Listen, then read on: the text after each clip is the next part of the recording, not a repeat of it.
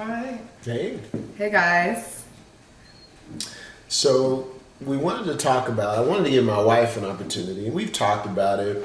Wanted to give her an opportunity because obviously these videos are talking about relationships, marriage, and as you guys have seen in the past weeks, there has been a lot that's happened in the African American or Black community, and you know, I wanted my wife to be able to talk about, you know, what it's like for her. Because I think there's a lot of focus on, well, what is it like for Black men? And I can share a little bit about that.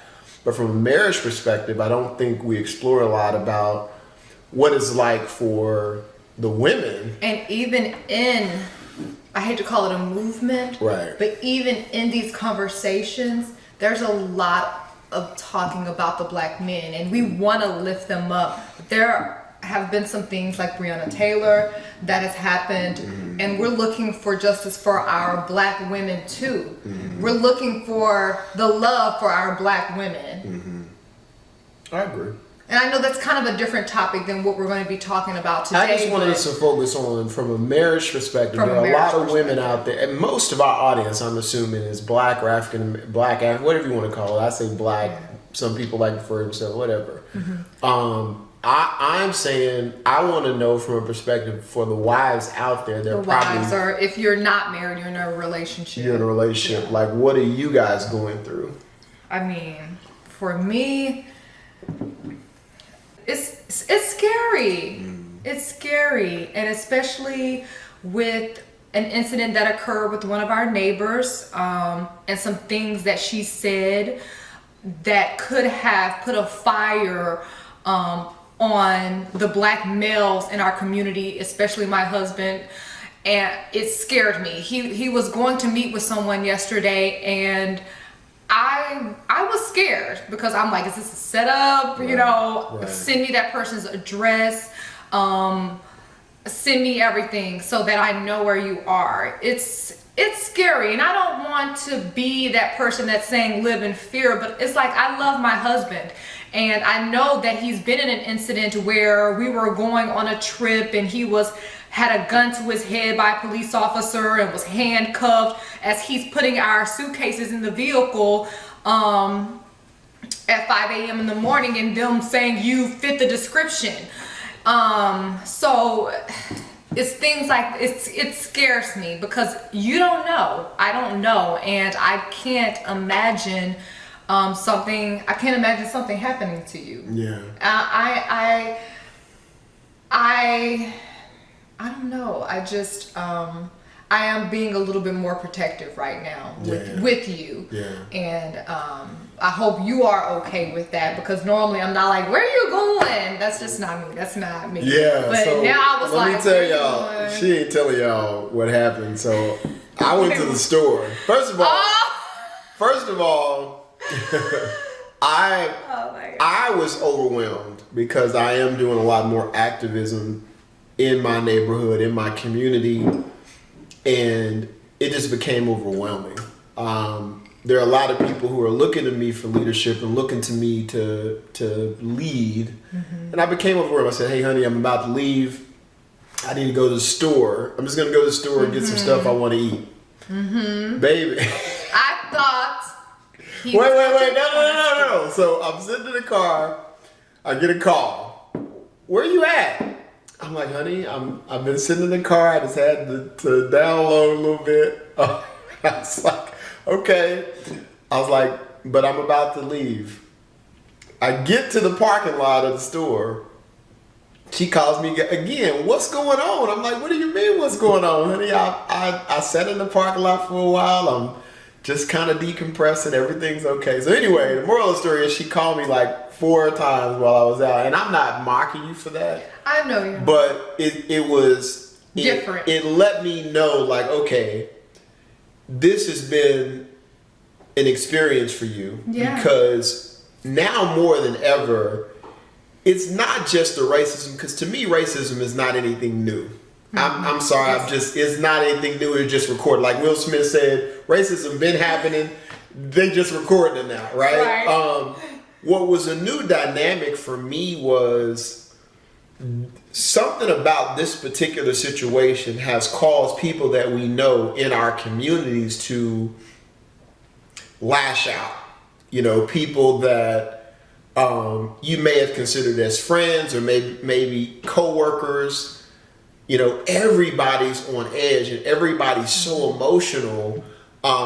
It's becoming a little scary. Yeah, you just don't know. And the neighborhood that we live in is predominantly white, and it is predominantly law enforcement, military. Right. So I shared, so let me just say this. I shared a bad experience that I had with a police officer, not to incite fear or not to get people upset. I was really just expressing my fears that I had to become more in touch with and really explore them and understand them, because some of them were false. I had developed a fear of things that I should not have been afraid of. And I was expressing that. I was saying, hey, this is what happened to me. And when I saw this George Floyd thing, it brought that back. And it made me ask new questions. And that was turned into me being like a cop hater in my neighborhood and in my area, which was just not true. So my fear was not necessarily for me. I've been more concerned about you, because now it's like, does my husband now become a target because he's being active in the community and because he's speaking out? And you have people that really came after me. Like, I really had somebody come after me and try to paint me in this negative light as I hated all cops, which was the furthest thing from the truth. I actually have so much respect for the officers in my community and respect for officers in general, but it was really more of a situation that, and I think we've talked about this, but Chris Rock said it the best, like, you know, if 233 planes crashed, right, from bad pilots, you're not going to be like, you know, oh, this is, you know, it's not, we don't have a problem. No, we have a problem. There's a problem. So, and I don't want to get too far into that, right. but there's a problem. There's a systematic problem that is happening in law enforcement that needs to be addressed, and that's what everybody's screaming Black Lives Matter for. But my biggest concern was, I know, and I've read many things about, and I'm not comparing myself at all to people like Malcolm X or Martin Luther King, but I've read many things about how people felt that they were selfish because they just, you know, why would you put your family through that? Right. You know, and that was a big thing for me, but I knew, and my wife supported me 100%. Oh, you know, I am down. Okay, he knows I'm a ride or die. And if you're right, you're right. If you're wrong, you're wrong. I've never had a problem with letting my husband know, I really didn't like that. Right. But everything that he has spoken up for and he has been involved in, and I mean, I'm super proud of him. To me, it's like, it's a given. This is him. This has always been him. He's always spoken out. Right. And I'm here. I'm here for the ride. And if there are going to be people mad at you and upset at you, I won't lie and say there's not a little bit of fear when it comes to that. Right. But I am here to support you, and I'm here to have your back, period. Because there are a lot of us in different neighborhoods, especially like the one that we're living in, that may be afraid. They want to speak up, but they're scared. Right. You know, and so I am just super proud of you with speaking up in the way that you have been doing, and you know I 100% have your back. So I guess to kind of speak on how I'm feeling, there is a little bit of fear. I would be lying if I did not say that. Hell yeah, I'm scared. Right. But we have to get out of that. This has gone on for way too long. Right. And it's just not in my nature to accept this sort of behavior and treatment. I mean, I just feel like I'm always that person to not mind my business when it matters. And it matters right now. And I am not going to mind my business. And I will speak out. And I am 100% supportive of my husband in whatever God has planned for you. So yeah, I'm scared, but I got your back. And let me tell you what I love about this though, because, and I'm glad you had my back, and I think that I think if you didn't, it would have made it difficult. Even more stressful, yeah. What I love about this is I was always a big proponent of, even when I worked in corporate, conflict is not bad. It's not. It can be bad. It can be. Particularly when we're talking about on a level that's happening right now.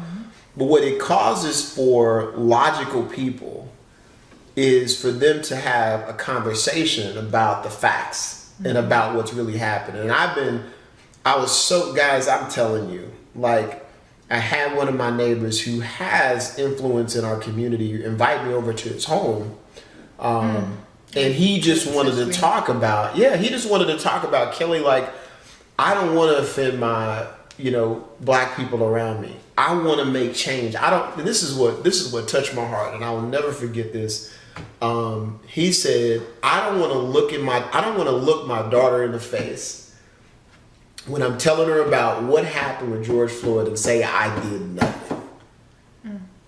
Right? And it just blew me away, because it was like, this is a great time. And I don't want to get too far off topic, but I'm really glad, because it let me know that what I always believed was right, is that conflict will create horrible things, but it will also create amazing things where people begin to think and say, you know what, something is not right. Something ain't right. Something, it's like something, change like the world. Something. I don't know what it is, but something is not right. And I'm so happy that God has put me in a position to impact this, at least in my community, in my neighborhood. But I did want to take that time to find out how you were feeling, because, I can only imagine for people who are married to activists or people who are married to anybody, even police officers. If you're married to a police officer, or you're married to a military person, those are people that are out there that are, for somebody who's taken on activism, I'm putting myself out there in the public eye as somebody that's disagreeing publicly, right?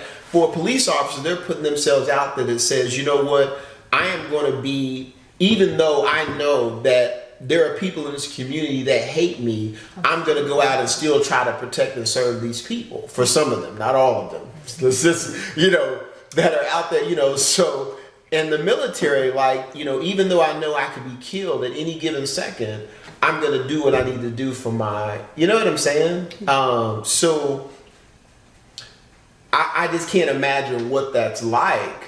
But I'm so happy that you were able to not be selfless in that and say, I get it. And even you were a catalyst in me making that move. Like, because I didn't want, it wasn't that I cheered you on. Yeah. I said, you better say it. You better say it, okay? Yeah. Don't you hold back. Yeah. Because I know, and two, it's about you knowing you. I know your delivery. I knew that, that person didn't know what they were up against. Right. I'm not going to come to you with anger. I don't have that for you. Right. I'm coming to you with facts. I'm coming to you also open to hear your side, and I'm hoping you do the same. And they didn't, but that's fine. You still got your point across for many other people who witnessed that moment. So let's bring it back. What does it have to do with marriage, guys? Like, this is a very stressful time. And this is not a statement against any other race, but this is a very stressful time in the African American community.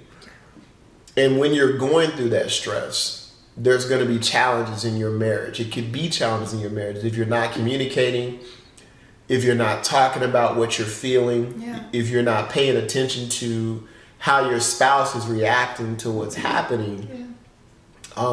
You need to talk about, for the women, you guys need to talk to your husbands about what it is that they're feeling. Give them an opportunity to give you a raw expression about how they're feeling. And for the men out there, I believe that it's important that you guys need to check on your wives because their experiences, they love you. Yeah. We're scared. They love you. They're like, oh my God, like what is and then you see some of the stuff on social media, like it's like, and it's like the thing that makes it scary is like us women, like we know we have a good man. We know our man is not a criminal out there, but those things don't matter. Right. You know, those things are, you know, don't appear to matter all of the time. Right. So what was once a safe thing for us, it's no longer there. And I don't know if it ever was, by the way. I don't know if it ever was, but we now had a it's nice facade. Yeah, we were comfortable. We were turning a blind eye. Let's be honest. I mean, even black people. Right. You know, it's kind of. Oh, just a whole other video. Going back in history. Let's keep it about marriage. I guess what we want to get across is that, you know,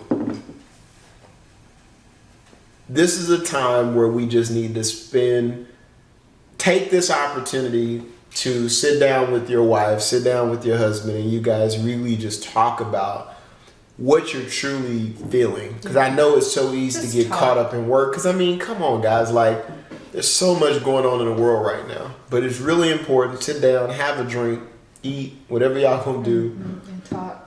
Because we've talked, and we've even had some not knockout dragouts, but we've had disagreements, and then we've taken those disagreements and like, okay, come to a common ground about everything that was going on, which has also been great and just educational for me personally, I feel. So I just feel like just talk. Like this is even more of a moment. You should always be talking, but this is even more of a moment to be talking and having different sort of conversations and checking in on each other. And communication is so cliche, but I really mean sit down and talk about how, you know, ask your wife, how are you feeling right now about what's happening? And ask your husband, you know, how is he feeling? Because it did become very overwhelming for me. Yes, I had to do a lot of check-ins. I could feel the energy. Try to give him my black obsidian. He didn't want to take it, but that's fine. It worked for me. Yeah. You know? Because as a black man, it's easy for me right now to just retreat and just hide away and be quiet and just let it happen and let it blow over. But that's not what I chose. It's not in you. It's not in you. It didn't happen. And I'm here for it. It didn't happen that way. So anyway, we'd love to know you guys' thoughts. I promise you we will read every single comment. We will reply to every single comment. Yes, and we're going to start leaving our initials behind. So I guess it's not so awkward. You don't know who you're speaking with when we are responding to the comments section. So I'll be AJ. He'll be KJ. But yeah. Just let us know what your thoughts are about everything and how you're feeling. I want to know how you're doing and how your marriage is doing through all of this and some things that you and your spouse are doing to just stay mentally stable. We shouldn't be drinking. Don't drink your problems away. We're just enjoying one little drink here, okay? No, this is our Friday. This is our Friday night. We're trying to do a new routine for Friday night. So I'm going to relax. I'm going to enjoy life, you know. We've been working like crazy, too, through it all. And the last thing I want to say, guys, is that, you know, if you don't learn how to navigate, how to enjoy life through tough times, you're in for a long road. Oh, my Jesus. Because 2020 is just getting started, guys. Oh, my Jesus. It's just getting started.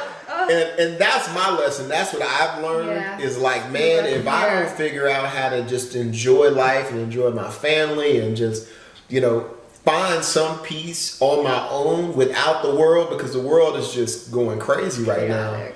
You're in for a long ride. We got to find a way to find our peace in our marriage, in our relationships, and our own personal peace. So I think that's good. Thank you, baby. All right, guys. Thank you so much for watching. Bye. Bye.